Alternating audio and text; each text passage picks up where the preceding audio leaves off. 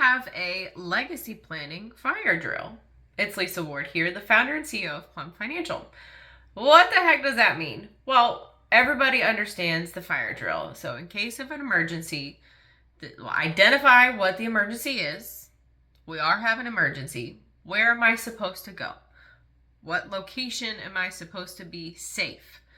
Who am I supposed to call when I get there?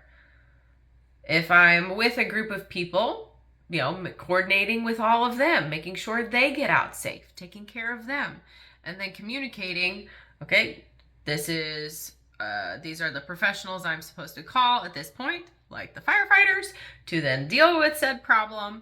So people understand that. So what do I mean by the financial or legacy fire drill?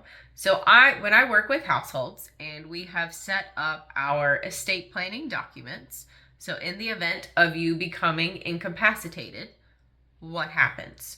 Who is in charge? If you are a single household, then not married, we don't have the de facto spouse, then what family member or friend are you identifying to make financial decisions for you, to make medical decisions for you? These are super important. And then if you are married, communicating these wishes.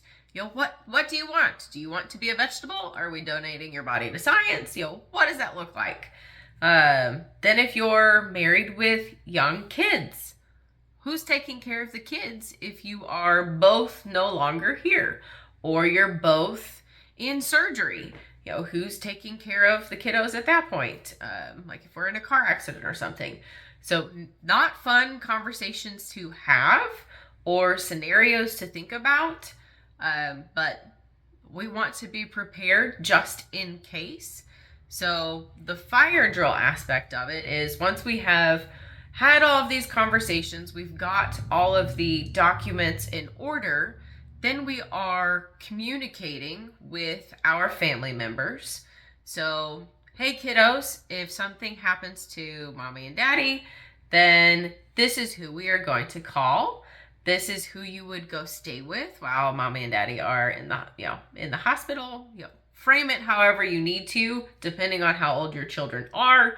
But then also with your medical power of attorney and your financial power of attorney, communicate to the person that they are the go-to point of contact.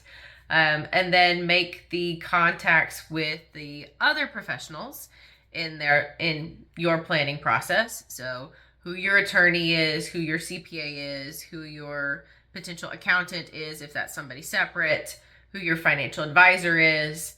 If you have a insurance agent that does all of your insurance on your home and your cars, making sure all of those points of contact are made, especially when it's not an emergency. Emotions are not heightened. Things are not stressful. Just here is what the fire drill is. Here are the people that you are supposed to call. Here is where documents are if you need access to things, or here's the point person to call when you need information. I have unfortunately had fire drills come to fruition, and because we had gone through that process, that beneficiary or that power of attorney knew exactly what they were supposed to do. My number was saved in their phone in case of emergency, and we were able to take care of the family. So they could mourn and do what they needed to do at that time, but no, they knew that everything was going to be okay.